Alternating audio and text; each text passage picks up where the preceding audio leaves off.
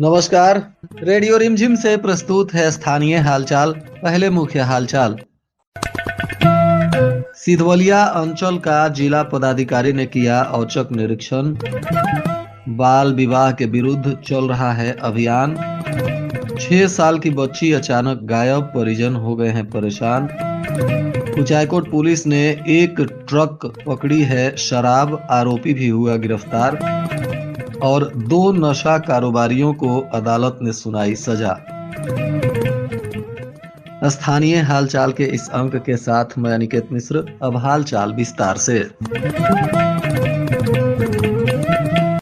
आज जिला पदाधिकारी पवन कुमार सिन्हा ने सिधवलिया अंचल कार्यालय का औचक निरीक्षण किया। इस दौरान कार्यालय में संधारित विभिन्न महत्वपूर्ण अभिलेखों की जांच की गई, जिनमें सहायक रोकड़ पंजी, सामान्य रोकड़ पंजी तथा भू राजस्व रोकड़ पंजी शामिल था। निरीक्षण के दौरान वरीय उप समाहर्ता संदीप कुमार, अंचल अधिकारी प्रीति लता तथा अंचल कार्यालय के अन्य कर्मचारी भी उपस्थित रहे। जिला पदाधिकारी ने सभी पंजियों के स्थिति की जाँच कर राजस्व वसूली की प्रगति तथा अभिलेख संधारण की प्रणाली का विस्तृत अवलोकन किया। उन्होंने अधिकारियों को निर्देश दिया कि सभी राजस्व अभिलेखों को सही, अद्यतन एवं व्यवस्थित रूप से रखें। किसी भी प्रकार की लापरवाही बर्दाश्त नहीं की जाएगी। साथ ही जनता से जुड़े कार्यों में पारदर्शिता और तत्परता बनाए रखने पर भी विशेष जोर दें। इधर कुचायकोट के बघौच गांव में मंगलवार की शाम को एक मासूम बच्ची अचानक लापता हो गई, जिससे पूरे इलाके में सनसनी फैल गई। अब तक बच्ची का पता नहीं चला है। बताया जा रहा है कि यह लापता बच्ची बघौच गांव के श्री राम गुप्ता की 6 वर्षीय बेटी झलक कुमारी थी। मंगलवार की शाम को करीब 4 बजे घर के दरवाजे पर खेल रही थी। इसी दौरान वह अचानक लापता हो गई। परिजनों ने अपने स्तर से देर रात तक हर जगह खोजबीन किया, लेकिन बच्ची का कहीं कोई सुराग नहीं मिला। इसके बाद इसकी सूचना कुचायकोट थाने को दी गई। 24 घंटे बीत जाने के बाद अब तक बच्ची का कहीं कोई पता नहीं चल सका है। बच्ची के दादा रामनाथ शाह और अन्य परिजनों का रो रो कर बुरा हाल है। घर में मातम जैसा माहौल हो गया है। परिजन लगातार आसपास के गांवों, सड़कों और संभावित स्थानों पर भी तलाश कर रहे हैं, लेकिन अब तक बच्ची को लेकर कोई सफलता हाथ नहीं लगी है। गोपालगंज जिला अंतर्गत जेंडर आधारित हिंसा के विरुद्ध 16 दिवसीय एवं बाल विवाह मुक्त भारत अभियान के तहत 100 दिवसीय कार्यक्रम के क्रम में बरौली प्रखंड के पीएस श्रीधर डीपी उच्च माध्यमिक विद्यालय माधोपुर में किया गया। कार्यक्रम में विद्यालय के सभी बच्चे बच्चियों को बाल विवाह के दुष्प्रभाव के बारे में जानकारी दी गई। साथ ही बाल विवाह निषेध अधिनियम 2006 के कानूनी प्रावधानों के बारे में भी विस्तृत रूप से जानकारी दी गई। कार्यक्रम का मुख्य उद्देश्य महिलाओं और बच्चियों से संबंधित बाल विवाह मुक्त भारत, लैंगिक हिंसा सुरक्षा अधिकार एवं संरक्षण से जुड़े विभिन्न कानूनों, योजनाओं एवं हेल्पलाइन सेवाओं के बारे में जागरूकता प्रदान करना था। मौके पर महिला एवं बाल विकास निगम की जिला परियोजना प्रबंधक कुणाल कुमार सिंह, जिला मिशन समन्वयक सुबोध कांत सिंह और जेंडर विशेषज्ञ मुन्ना कुमार शर्मा सहित तमाम संबंधित पदाधिकारी गण उपस्थित रहे।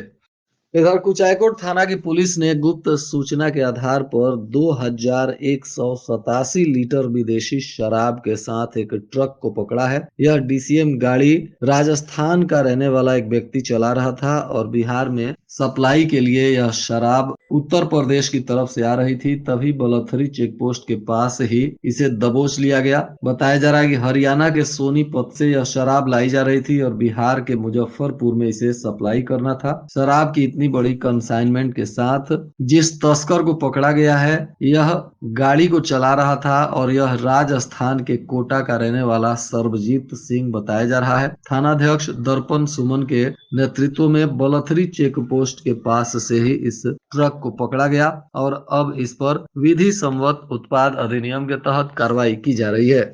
और उत्पाद विभाग की पुलिस ने भी सीवान जिले के भगवानपुर थाना क्षेत्र स्थित गोपालपुर गांव के रहने वाले एक शराब तस्कर को कुचायकोट थाना क्षेत्र के जलालपुर कुर्म टोला में वाहन जांच करते हुए गिरफ्तार कर लिया। यह आरोपी अपनी गाड़ी से 10 कार्टून शराब लेकर बिहार में आ रहा था। तभी उत्पाद पुलिस ने इसे पकड़ लिया और अब इसे न्यायिक हिरासत में भेजा जा रहा है।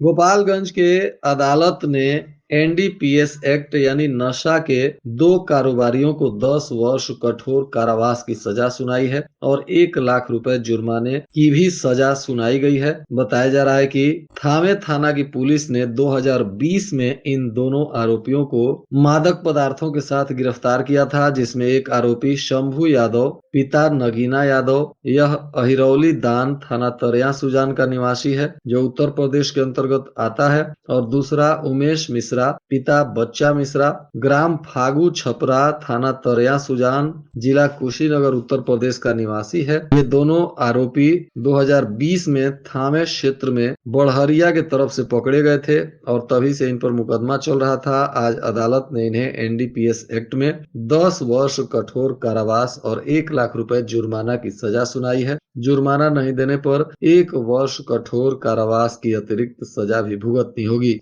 इधर 10 दिसंबर को पूरे विश्व में मानवाधिकार दिवस भी मनाया जाता है। इसी उपलक्ष्य में आज बिहार राज्य विधिक सेवा प्राधिकार पटना एवं बिहार मानवाधिकार आयोग पटना के संयुक्त निर्देश के आलोक में गोपालगंज में भी जिला विधिक सेवा प्राधिकार की तरफ से मंडल कारा चनावे में संसीमित बंदियों के बीच मानवाधिकारों के प्रति जागरूकता विषय पर विधिक जागरूकता कार्यक्रम का आयोजन किया गया। इस दौरान कार्यक्रम की अध्यक्ष स्थायी लोक अदालत राधे श्याम शुक्ला और सचिव जिला विधिक सेवा प्राधिकार अनूप कुमार उपाध्याय तथा chief legal and defence counsel Girijesh Mishra, assistant legal and defence counsel Vikas Kumar ने बंदियों के मानव एवं मौलिक अधिकारों के लिए कारा अधिनियम 1894 के अंतर्गत विभिन्न अधिकार अभिरक्षा में रखने की सूचना का अधिकार, अधिवक्ता से परामर्श या न्यायालय में बचाव पक्ष रखने के लिए अपनी पसंद का अधिवक्ता, विधिक सेवा संस्थानों तक पहुंच, अपील